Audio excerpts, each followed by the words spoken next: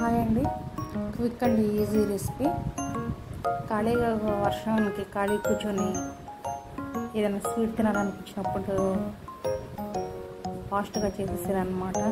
మీరు ఎవరైనా మీ పిల్లలు స్కూల్ నుంచి వచ్చి అప్పుడు ఏమైనా స్నాక్గా ఏమన్నా అప్పటికప్పుడు చేసి 2 నిమిషాలు ఇచ్చేసేయచ్చు. నాకు ఇంట్లో గోధుమ వడియాలు ఉన్నాయి, అవి కొంచెం మెత్తగా అనిపిస్తే ఇలాగా ఫ్రై చేసి మెత్తగా పౌడర్ లాగా చేశాను అనమాట. దానిలోనే 2 బాదం పప్పులు 2 జీడిపప్పులు కూడా వేసాను. మెత్తటి పౌడర్ పట్టాను.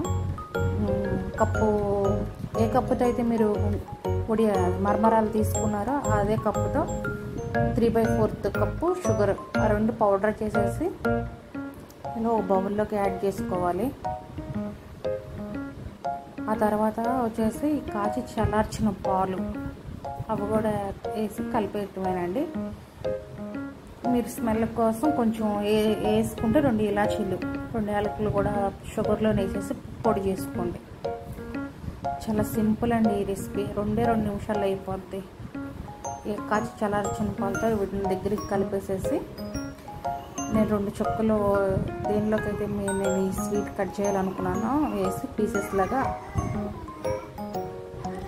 ఆ బౌల్లోకి వేసి ఆ 2 చుక్కలు నేను నెయ్యి వేసాను అనమాట. వేసి దీని మొత్తాన్ని ఈ మిశ్రమాన్ని ఆ గిన్నెలోకి స్ప్రెడ్ చేసి 2 నిమిషాల్లో గట్టిపడుద్ది.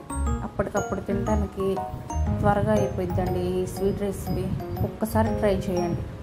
ట్రై చేసి మీకు ఎలా వచ్చిందో నాకు ప్లీజ్ కామెంట్ చేయండి. మరిన్ని ఇలాంటి వీడియోస్ కోసం మన ఛానల్ని లైక్ చేయండి, షేర్ చేయండి, సబ్స్క్రైబ్ చేయండి. చాలా బాగుందండి నిజంగా. ఒకసారి చెప్పడం కాదు కానీ మీరు ట్రై చేయండి. మామూలు మరమరాలతోనే చేయండి. నేను గోధుమ మరమరాలతో తయారు చేశాను. బాయ్ అండి.